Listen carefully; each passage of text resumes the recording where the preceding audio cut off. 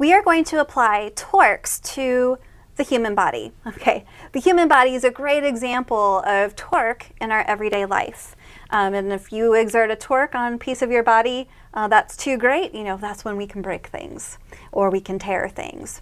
So in this problem, we're going to have someone holding a 50 Newton weight in their hand with their forearm horizontal like this. Okay, so let's imagine I'm going to hold my little pony water bottle like this. Okay, so we have our bicep muscle in our arm here, and we're going to say that that bicep muscle is attached 0.3 meters from my joint, my elbow here, and that this weight that I'm holding in my hand is 0.35 meters away from my elbow joint here.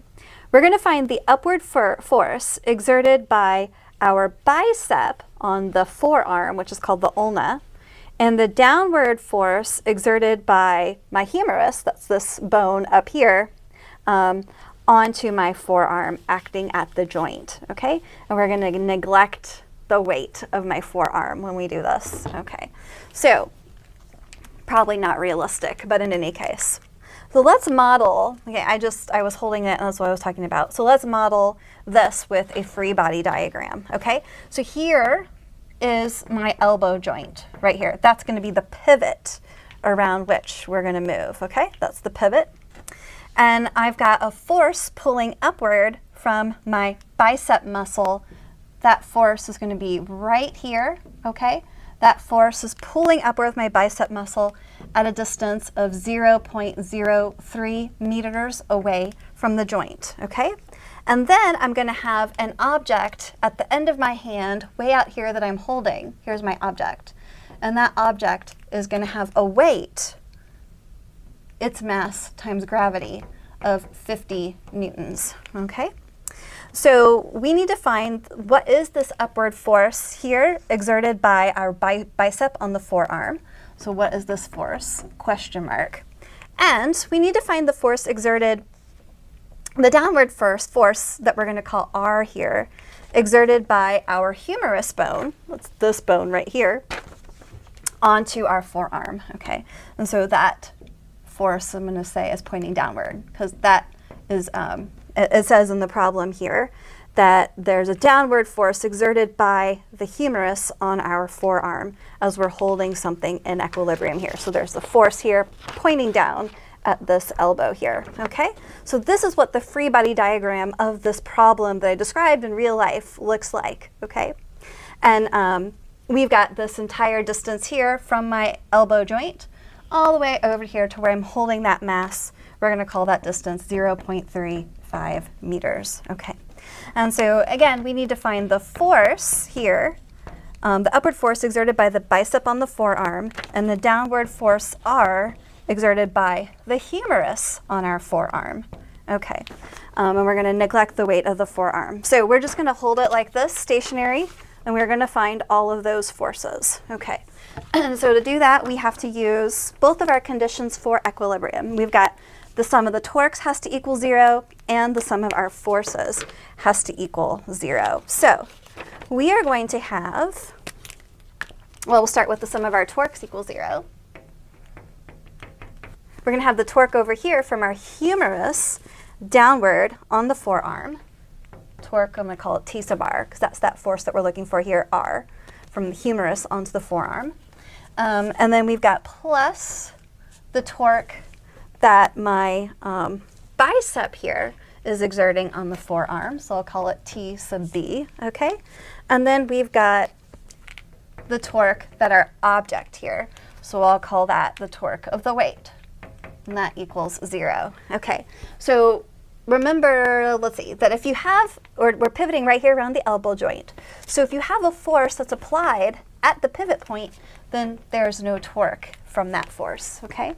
Now, if we look over here, the force that our bicep is exerting on this arm here, that force is going to want to pull the arm upward.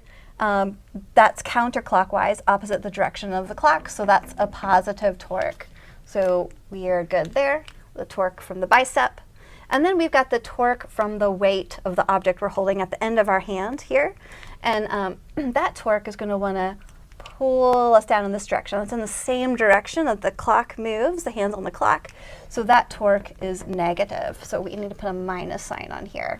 So then really we've got the torque from our bicep must equal the torque from the weight that we're holding at the end of our hand, okay?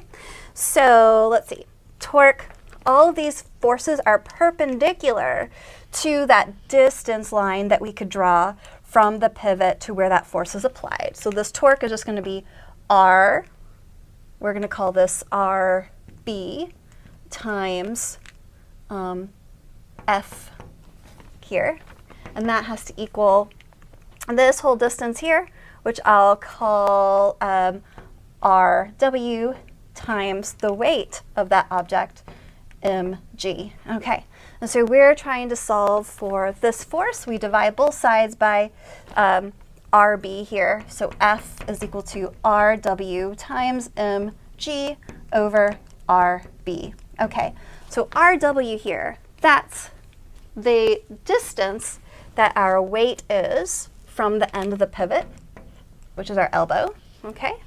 So that's 0.35 meters times the weight of our object that we're holding at the end of our hand, which is 50 newtons, and we're going to divide that by what I'm calling RB here, which is the distance between our pivot and where the force from the bicep is being applied. That's RB, and that's 0.03 meters. Okay, so then the force that the bicep is exerting on our forearm is equal to 583 newtons. Okay, now in order to find the force here that the humerus is applying to our forearm, we've already used torque in order to get the force from the bicep, so we have to use our other condition for equilibrium, the sum of the forces. We only have forces in the vertical direction here, so we're going to use sum of forces in the vertical direction has to equal 0. Okay, what are our forces? We've got the force that the humerus exerts on the forearm downward, so that's going to be minus R, and then we've got plus the force that the bicep exerts on the arm, and then we've got minus the weight of that object that's at the end of our forearm here, so minus mg. Okay, so minus R plus F minus the weight of my object is equal to 0. We solve this for R, so all I have to do is move this term to the other side of our equation, so R is equal to F minus mg. So F was 583 newtons. We subtract that from the weight of our ball here, 50 newtons.